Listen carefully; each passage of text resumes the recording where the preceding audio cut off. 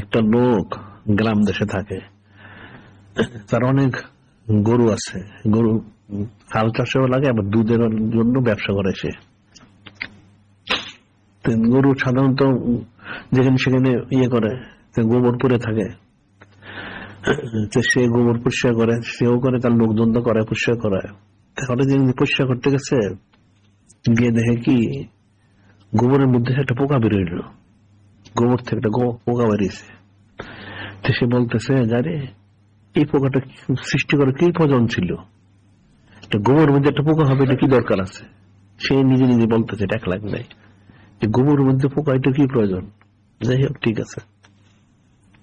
হঠাৎ তার কয়েকদিন পর তার অসুখ হল, একটা তার খুজলি পাছড়া যেতে একটা অসুখ হয়েছে, একজিমা যেতেও খুজলি পাছড়া অসুখ হয়েছে। এখন অসুখ হয়েছে, সে চিকিৎসা করাইতেছে, অনেক ডাক্তার বা হেকিম অনেক দেখাইছে, ছোট বড় দেশ, তার গ্রামে শহরে আসে দেখাইছে, কিন্তু এটা সারতেছে না, আস্তে আস্তে বড় হচ্ছে।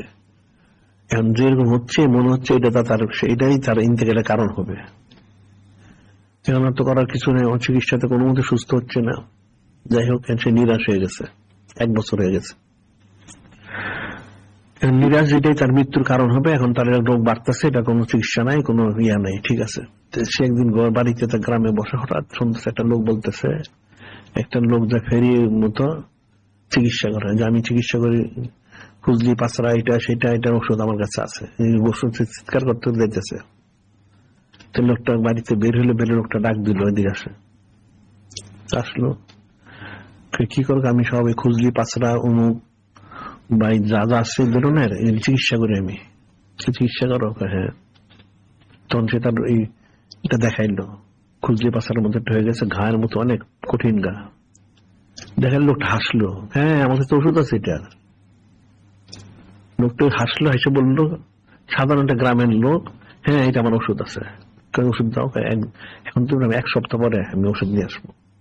1 সপ্তাহ লাগবে ওষুধটা আমার তৈরি করতে, ঠিক আছে। আসলো সে 1 সপ্তাহ পরে, তাকে ওষুধ দিল। সে আবার পরে 1 সপ্তাহ পরে আবার আসবে, ঠিক আছে। চললো, ওষুধ কম আস্তে আস্তে সারতেছে এটা, আবার এসে ওষুধ দিল। 2-3 সপ্তাহ পরে পুরো সে সুস্থ হয়ে গেল। সুস্থ হয়ে গেল, লোকটা খুব ইয়ে হইলো। লোকটা যা খরচ পয়সা দিল, বলে আচ্ছা কি ব্যাপার, এত বড় বড় ডাক্তার হেকিম দেখানো হইলো, এত চিকিৎসা, এত ওষুধ খেলো, একটু সারলো না, বাড়লো, তুমি কি ওষুধ দিলা, এটা সুস্থ হয়ে গেলাম আমি? হ্যাঁ এটা একটা ওষুধ, কেউ জানে না, আমি একটু জানি এটার ওষুধ আছে। কি ওষুধ? সে বলতে চারে, গোবরের মধ্যে একটা পোকা হয়, খুন ফাঁসা নাম, বুঝতে পারতেছ? গোবর একটা পোকা হয়, নাম খুন ফাঁসা। ওইটা মালিশ করে, ওটা পিষে, এটার সাথে কিছু মিশাইতে হয়, মিশাইটা দিলে এই গাটা সেরে যায়। ওই যে লোকটা বলছিল, আল্লাহ আমাকে গোবরের মধ্যে পোকা কেন তৈরি করলেন, আল্লাহ হাকিকতটা জাহির করে দিলেন, দেখ কেন তৈরি করছি।